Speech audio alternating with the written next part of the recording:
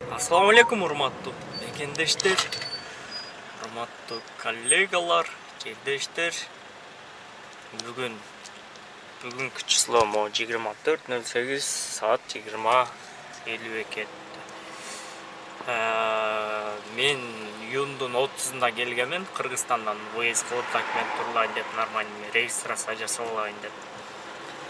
Регистрация дагы өтө кыйын болду жасаш. Бирөөгө берсем 20 күндө жоголуп жасай албай өзүм таанышыма. Адан кийин дагы бирөөгө берсем жасап берди. Жасап бергенден кийин 3-4 күн өткөндөн кийин квартирага эле койдум, как положено квартирага коюп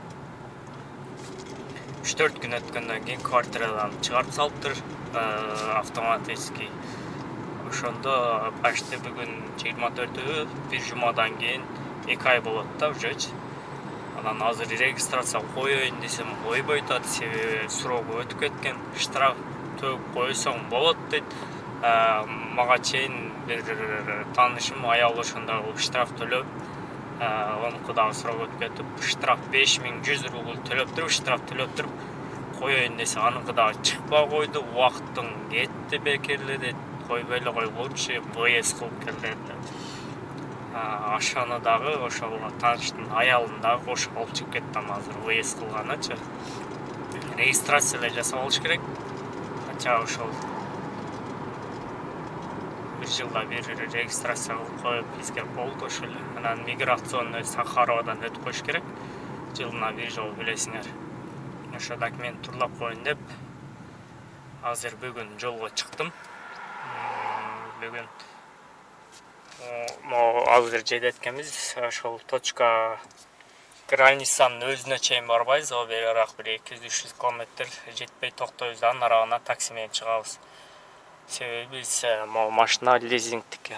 Границага дери барсак болот. Лучше беракта эле токтоп туруп, нарагына машина менен чыгып келген оң болот атат ошондо. Азыр өзүм жөнөдүм. Азыр 2 клиент таптым. Ошол жанагы таанышым аял менен 3-4 болуп бүгүн жолго чыгабыз. 13 саатта жетет экенбиз. Ошо точка Б биринчи неме таксиге чейин, адан нарагы дагы 3 саат жүрөбүз. Ошондо 15 саат, 16 саат жол жүрөт экенбиз. И обратно дагы 15-16 саат. Эгер эртең барып өрчүт азыраак болуп калса жакшы болот. Эгер өрчүт көбүрөөк болсо 3 саат өрчүт туруп калат дейт.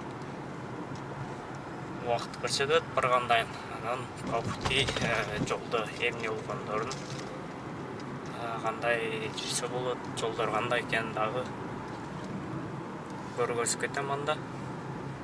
12 саат жетимен 1020 километр. Кузмикиден аз чыгып кеттабыз. Төрт адам.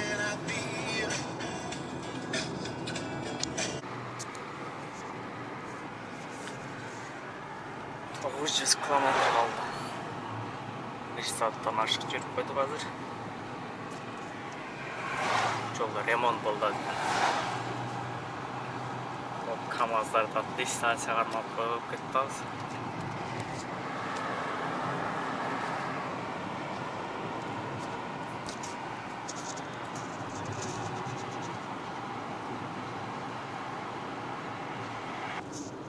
$730 километр калды. Жолда обгон алайын десең, неде алайга каттаганда секейин кетти. Канчада кетти? 70-те. Бир 90 экен. Ремонт экен, бирок эки наркы малай окшойт, нар жагында да бирөө кетти. Citroen.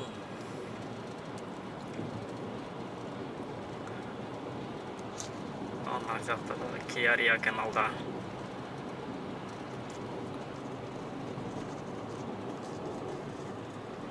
Ала 560 километр, 6,5 саат убакыт калды. Тетеги брат обратно келип атқан Москвага. Газпромдон заправка кылып алдык. Заправка 200 километрге жетет турган барды. Азыр полный бак кылсам 30 литр коюлду. Конечно, G-Drive. Мощный кетет да, мощный. Ата 92 өсем пырылдап эле. Болбой калат.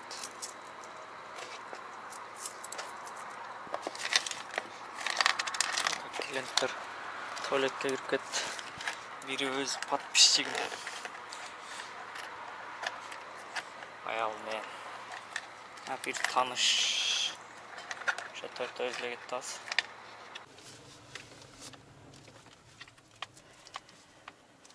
Полный бак 738 көрүстөт. Биз 560 километр. Жетип барабыз ошо менен.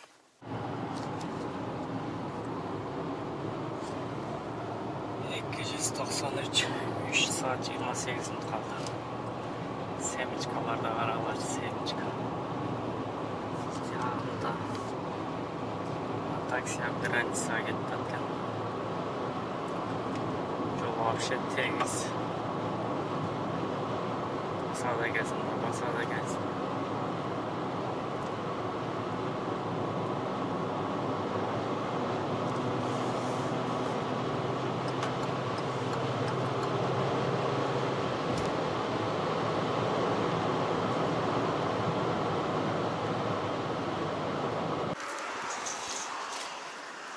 Samarkand'a gelip kaldık, Samarkand'a.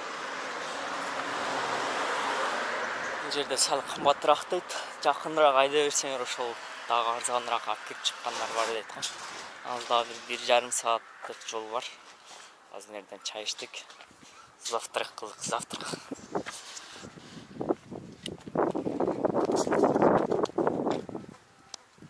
Чейин. Камералар коцкандар. Айнекти. Жақынырақ айдап сол жаққа барып 15 километрге чейин барып токтой өткенбиз, одан нарагана машинамен барып кирип чыгабыз. Мына такси келди. 543 жылда өтүп кетти элек.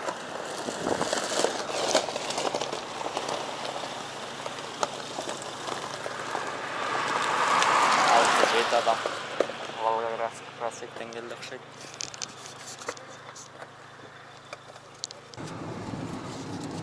Ya erkekçe yol başladı.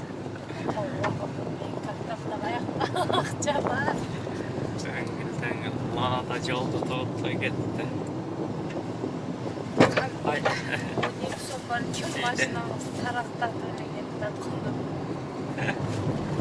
Pilotun da tepesi segrekte gitti.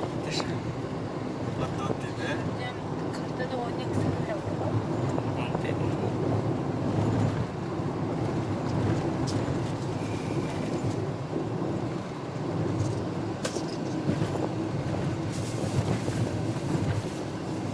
Ay. Nerede ıslakça? 54 kilometre şundayken 43 minut. Bildiğin ошонча kaldı da. Озенкиге жетпей келдик. Азыр чайкана барган короче. Могул адам менен барабыз азыр нарагына. Нарагы жакын эле. Азыр жака кошошкону кетишти.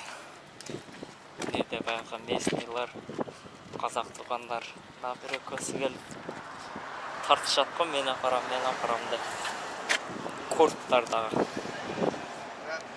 Они возмутились, короче, и там накинулись на вас.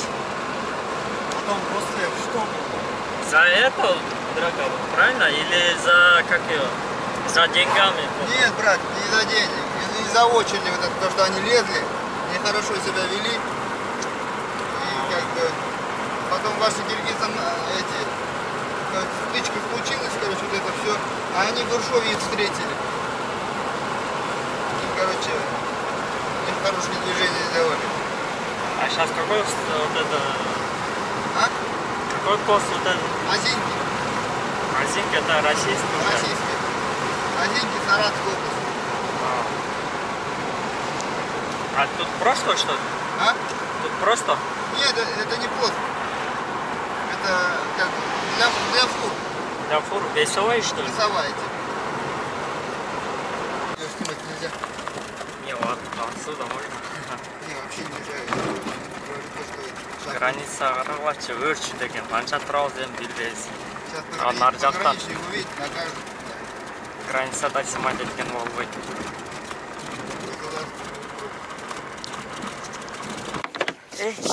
Я ручка түшүп кетти. Ручку оторвали, Чантаңызга салып. Все, пошли. Российский границадан өттүк азыр. Чатка койду. Казакстанга. Казакча болуп кетти ыры менен. Казакстанга кирип кетти да.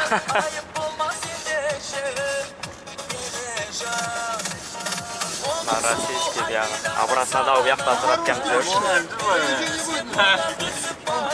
О, дөңдө Казакстан. Удакта машина күтүп турабыз эми 5-6 машина бар. Казакстандан өттүк, кайтып Казакстанга кирип кеттибиз. 1 саат күттүк Казакстан, российский мен. Сейчас будем трогаться, и ты зайдешь. Это его место, братан. Он сейчас отъехал сюда, в кафе. Өрчүт табаштап, короче, моолор кетип калдат.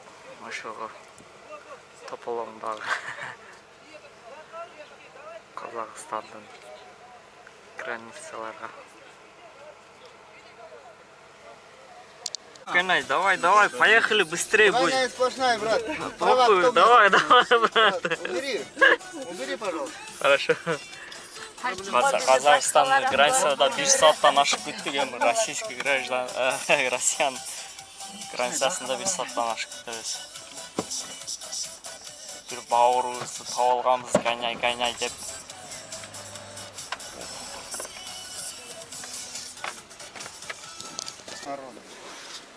Вовремя мы приехали. 42-й грант, Маркус, 5 человек пускает. Ну ладно, давай, пристегнем. Говорил. Приятное путешествие по России. Уже Россия, уже мегафон включился. Давай меньше сделай звук. А? Меньше звук сделал пока. Нормально все. Не, я понял. Поздравляю, ребята. Спасибо. Спасибо. Спасибо тебе огромное. Останешься со мной, да? Все хорошие девчонки. С собой оставляю. Сейчас в ЗАГС поедем сразу. Видишь, первые согласились. Давай. А этим всем говорю, девчонкам, ну я шутки говорю. Они, Баке, ты что, Баке? Баке, бля, как будто я их съем. Я же шучу просто. Баке, ты что, Баке? 7:20. Мы 11 часов. 12 пришли, да? 7 часов. Это нормально, брат. 7:20 Это, минут. считай, не стоял. 8-ден В 20. гости съездил, чай попил и все. Ал 7-ден 20 деді. Бұл маған қазақстандық сен. 7 саат 20 минут жүріппіз. 42-й Маркус, грант, 5 человек пускает. Отпускай-то, какая-то я ходил. Ларгус 5 человек опускаем. Спасибо. Все. Uzakta Russiyan границасында өрчүттө турат.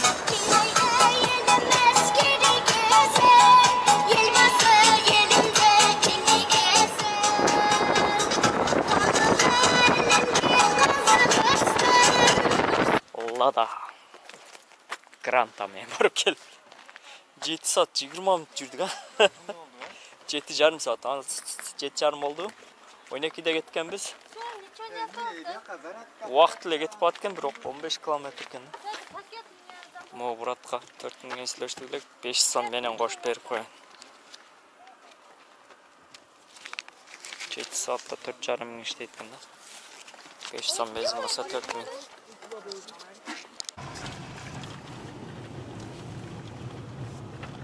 Жолда кетти агыс таракат турук. 15 километр жол ушундай экен.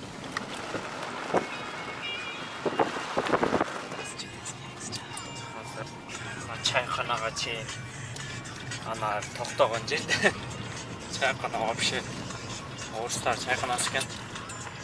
Көбүнчө эле сууга бышырылган. Анан ал жерге токтоп эле дальше кеттик. Ал менен урушуп орус менен истерик болду. 500 сомдун айынан 500 сомду алдык акыры. 3 сом берип душка түшүп, пагальтан салып 50 сом сараптыр эле 50 сом. 5 сом берип сдачын бер десе, аз берем деген бойдон жок болуп, кыз кетип калыптыр. Кийин бер десе, жок мен алган жокмун, сен алдың деп нагыл иске салып. Вообще нагыл иске ийла берди го. Мен иштен алып берет, чот деди албай иштеп. Анан директору өзүнүн хозяйка ошондой келип камерадан көрүп чыгыптыр, жарым саат көрүп чыгып, милицияда иштейт экен, мен алган жок, мен бербеймин, алыптыр деп нагыл эле сурайт. Давайте разберемся, камера посмотрим деп туруп алдык. Анан өзү деле билди окшойт. Или милиция вызовем 102 деп айтсак, сейчас 500 рублей дам свои деп туруп эле. Туда-сюда сүйлөнүп, акыры берип алдык. Ура, чыктык жолго. Тегиз жолго чыктык, каякта. Да кошталды. Ага быдыр. 15 километр, да 3 километрдей бар го дейм. Жолдо 2 сааттан ашыктан бери жүрөбүз. Жанагы жерде чай иштик, сразу жөнөлдүк. Жарым сааттан ашык күттүк. Гостиницаны көргөз десек, убактысы жок, көргөзбөй. Анан токтодот. Күтүп келе бердик жолдо. Уктайбыз деп.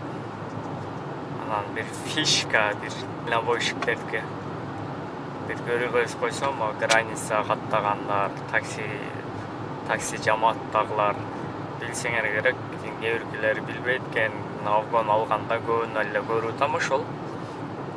Вообще тупо алдыны карап эле кетет только, арт жакта алдыны ояк бакта карабайт. Авгонго чыгайын десең,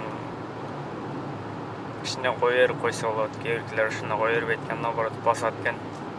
Анан, например, авгонго чыгайын десең, машина жок болсо, фуралар ошондо кадимкидей КамАЗ билгендер ошондой кылат экен.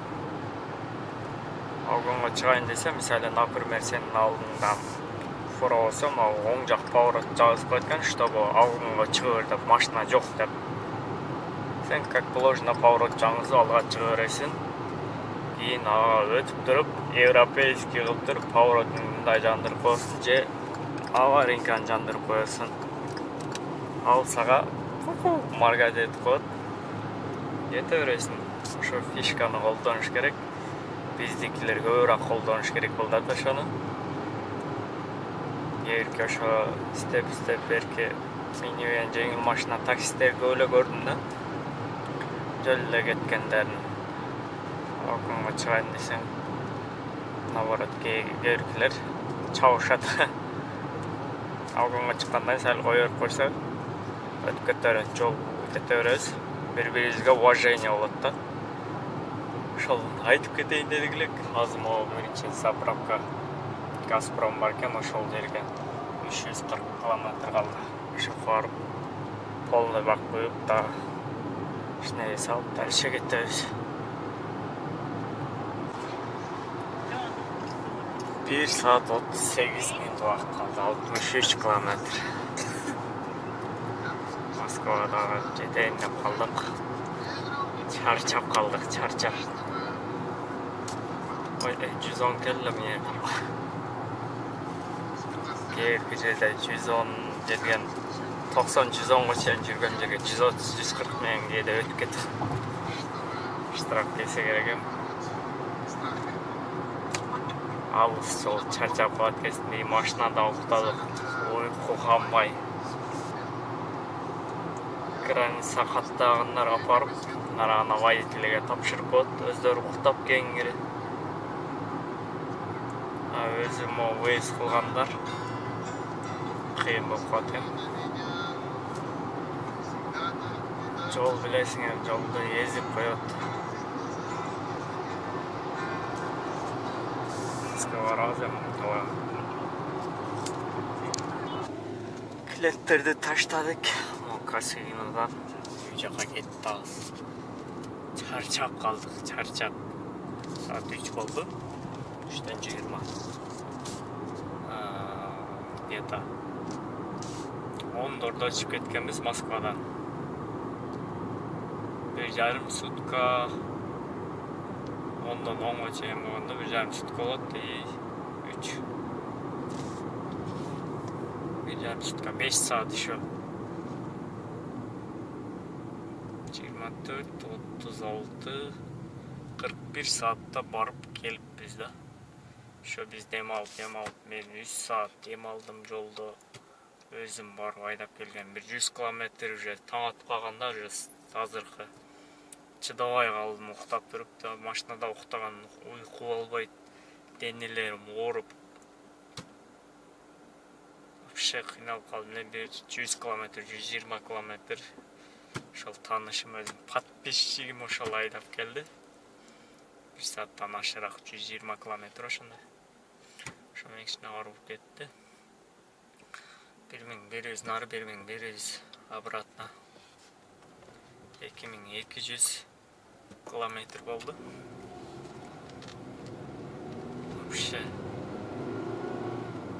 Москвадан Ошко каттаган, Бишкекке каттагандарды айтсаңар. Бирок маршрутка менен барып келип жүргөнбүз. Үстүккө 12 саат, 14 саат айдайт. 5-6 саат эс алып, дальше ошондо 14 саат, 16 саат айдайт. 5-6 саат эс алып ошондо барып келгенбиз да. Жол азабы деп бекеринен айтылган эмес, билесиңер. Анан бир жагынан биз үчүн абдан сонун болду да. Эми бир регистрация жасалсак, только регистрация эле ушул жасап коюн, тынчыраак эле жүрөйүн деп эле ошого жасаганы выезд кылып келдим өзүм эле. Төрөлгөн ошондой. Пенсияга чыгарып койтуруп пенсия алат экен, ошол Лада менен иштейт экен. Ладасынын ичине аяк баян көрсөтүш керек экен, ремонт кылыш керек экен. Аты Руслан. Биз ошого Руслан менен сүйлөшүп алсак, нарактан баягы курттарбы ошолор келип туруп. О, братан, приехал уже, не звонишь, не пишешь. Есть у тебя клиент, деп отырылып келди. Не, все, мы договорились уже дедим. Берки казак менен чыгып келдик, эскираак машина болсо деле, зато казак бир тууган душевный бала экен. Өзүнө эле билин көп сүйлөйт экен, бирок барып чыгып келдик, бардыгын айтып, көрсөтүп, жакшы бала экен. Азыр эми Егор эс алайлы, дүш эс алып, машинаны жууп, анан линияга чайып, кечке мал. Карагылачы. Алды жагы чымындар, чиркейлер, көпөлөктөр. Нейсе болсо жабышып, радиаторго чейин жетти да. Барып жууп тазалайбыз, анан уктап турабыз. Биринчиден уйкуну толтурайлы. Каналга жазылып кетиңиздер, класс басканды унутпаңыздар. Документти толуктап коелу, силер дагы толуктап коелу. Assalamu alaikum.